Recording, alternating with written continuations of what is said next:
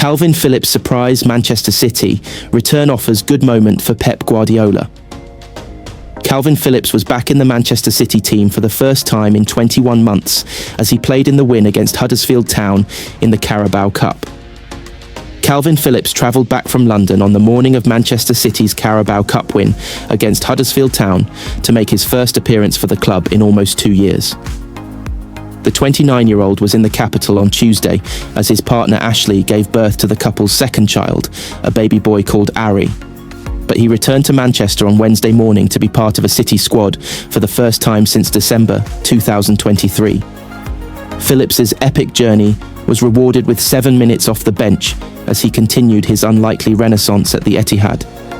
His City career looked over in the summer when his number 4 shirt was handed to Tijani Reinders, but the £42 million midfielder has been included in the club's Premier League squad. After disappointing loan spells at West Ham and Ipswich, this was Phillips' first appearance for City since the Club World Cup semi-final 21 months ago. He was jeered by the Huddersfield fans for his Leeds United connections and was then ushered out of the back door of the Acu Stadium to return to London on Wednesday night to be with his family. "It's a good moment," said Guardiola. Yesterday, he was a father to Ari Phillips, and he came this morning from London and is now going back to London to his wife and the kids. He came back for a few minutes because we didn't know the position, but the game was controlled. They didn't make a lot of efforts in behind, and that was really good. Phillips was happy to just be back out on the pitch for City, and it was another encouraging night for Phil Foden, who scored one and created the other from an attacking midfield position in the 2-0 success against the League One outfit. "Phil, when playing that position, is a real threat," said Guardiola. "We would like to score the second goal and make the substitutions before for Nico O'Reilly and Phil, because they played a tough game against Arsenal, but they are young, they have good vitamins during the days, and now we come back to Manchester and prepare for Burnley. We have seen already Phil in the last few games, and when the team plays better, every player makes his potential. But it's not just today, the games against Arsenal, Napoli and United, he was really good. He can play in the pockets perfectly, but when he plays a little bit free and he gives you something unique." Manchester City expecting 4 players back from injury after international break. Manchester City have a number of first-team players currently out injured, but there is an expectation they will be back after the October internationals. Manchester City expect to have Abdulkadir Husanov, Ryan Ait-Nouri, Ryan Cherki and Omar Marmoush available for selection again after the October international break. The injured quartet are all eyeing up the October 18th fixture, with Everton at the Etihad as a potential return date as they seek to overcome injury issues picked up in recent weeks. France international Cherki has been sidelined since picking up a thigh injury at the end of August. The 21-year-old was initially expected to be out for 2 months, but he has made good progress and is now starting rehabilitation work to return to full fitness. There is hope in France that the former Lyon midfielder could return before the international break. Although Cherki has a slight chance of proving his fitness for the trip to Brentford a week on Sunday, the view within City remains that the clash with the Toffees 2 weeks later is his more likely return date.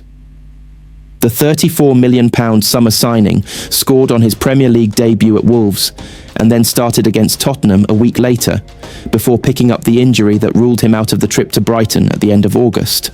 Left-back Ait-Nouri has been absent since the September international break with an ankle injury. The Algerian is not expected to return to training until the end of the October international break at the earliest.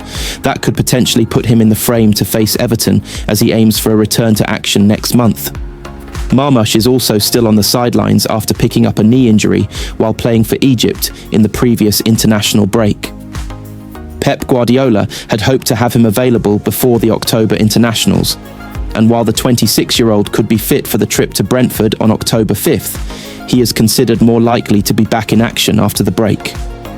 Guardiola ruled Kusanov out for the next 3 games ahead of the midweek trip to Huddersfield Town in the Carabao Cup, but the 21-year-old defender is unlikely to be available before the Etihad clash with Everton.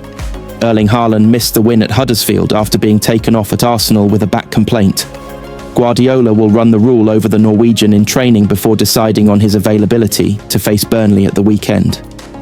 The Blues are also waiting on Mateo Kovacic to return to action. The Croatian midfielder has been out since the end of last season with an Achilles injury. Manchester City could permanently promote teenage sensation to first team after tactical change. Manchester City teenager Divine Mukasa enjoyed a good debut as Pep Guardiola's side beat Huddersfield Town 2-0 in the Carabao Cup. Having done their best impression of a Jose Mourinho team at the weekend, this trip across the Pennines could have felt like Pep Guardiola reasserting his principles of possession. So determined was he to show that Sunday was a one-off that Guardiola even went back to the tactic he is often credited with pioneering, the false nine. Divine Mukasa might not be Lionel Messi, or Phil Foden, or Bernardo Silva for that matter, but compared to Erling Haaland, he is more false nine than number 9. There were times when this was like watching City pre-Haaland again, albeit the opposition were limited and the goals didn't flow. Mukasa, 18, did his chances of further first-team involvement no harm at all, however. It crept under the radar, but the debutant was one of 6 players in the starting 11 that City could lay claim to being academy graduates, having joined the club at 16 from West Ham United. He could have gone out on loan this summer, having been a productive attacker for the under-18s, but it was felt there was merit in keeping him around, and he has become a regular in first-team training this season. After 3 appearances on the bench last week, he got his chance to start in this Carabao Cup tie and showed enough to suggest he will get more chances this term. Mukasa started as the central striker in what was otherwise a very strong City side, but he interpreted the role very differently from Haaland. The teenager drifted to the left and deep, often going alongside or even behind Foden, while Savinho and Oscar Bob were left high and wide. He took the right direction to return the ball to Phil Foden for his goal and dropped deep early in the second half to get on the ball and spray an excellent pass out wide to Bob. The London-born youngster wasn't afraid to initiate either. One first-half shot from distance was deflected wide for a corner, and he had a second-half volley saved by Lee Nichols. Mukasa showed his technique to catch the volley flush, only to direct it straight at the goalkeeper. It had been a night of frustration for City until Savinho's goal finally put the tie beyond doubt. City were in control throughout. Their average share of possession for the week is now a shade over 55%, which should end the idea that Guardiola woke up on Sunday morning and decided it was time to channel his inner Mourinho. The Blues were forced back by Arsenal at the weekend, but the boot was on the other foot in West Yorkshire. They pinned the Terriers in for large periods of the game and monopolised possession to the point that they had more than 75% of the ball. If there was a criticism, it was a lack of cutting edge, and Guardiola looked vexed when he hauled all 11 players over for an impromptu and animated team talk with just 4 minutes of the first half to play. With Zeppi Redmond receiving attention, the City boss frantically waved his team over, including James Trafford, who might have been glad of the chance to get his steps in after a quiet first half. In truth, their lead never felt under threat. This was as routine as Carabao Cup third-round ties get, but for the youngest member of their starting X, it will be a night he never forgets. Newcastle United escaped second transfer bombshell after Manchester City interest. Newcastle United were the subject of an inquiry from Manchester City for Bruno Guimaraes this summer, but the conversation was quickly ended with the Brazilian happy on Tyneside Newcastle United rebuffed an approach from Manchester City this summer for Bruno Guimaraes. But the discussion was quickly dismissed and a prolonged transfer saga was prevented. The inquiry, understood to have originated from intermediaries within the agent network, emerged in early June during the temporary FIFA transfer window prior to the FIFA Club World Cup. However, Newcastle rejected the interest with Bruno content on Tyneside and willing to discuss future contract talks down the road. Unlike the Alexander Isak scenario, when the Sweden striker declined to feature and set his sights on Liverpool at the first hint of genuine interest, Bruno declared his allegiance to Newcastle and informed those close to him he was dedicated for the 2025/26 campaign ahead. Manchester City immediately switched their attention to AC Milan midfielder Tijani Reinders and completed a swift deal for £46.5 million in time for the Dutchman to feature at the FIFA Club World Cup, reports Chronicle Live. What was observed internally was that Bruno's focus remained unwavering, with Isak essentially refusing to play to engineer his departure.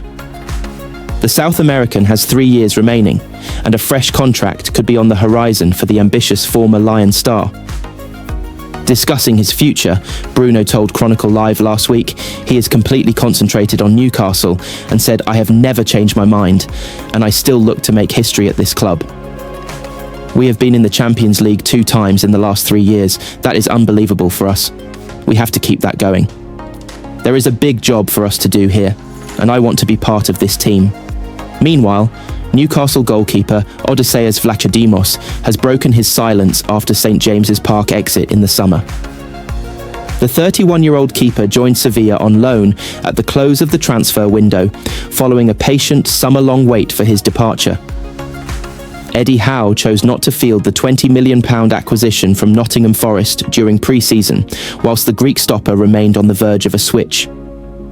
Despite featuring for just half a match at Newcastle, he has already turned out twice in La Liga. Vlachodimos, who might yet return to United given there's no obligation attached to his loan arrangement, barely mentioned his stint on Tyneside during his maiden Sevilla interview. He said, "I'm happy to be here. It was like a rollercoaster ride.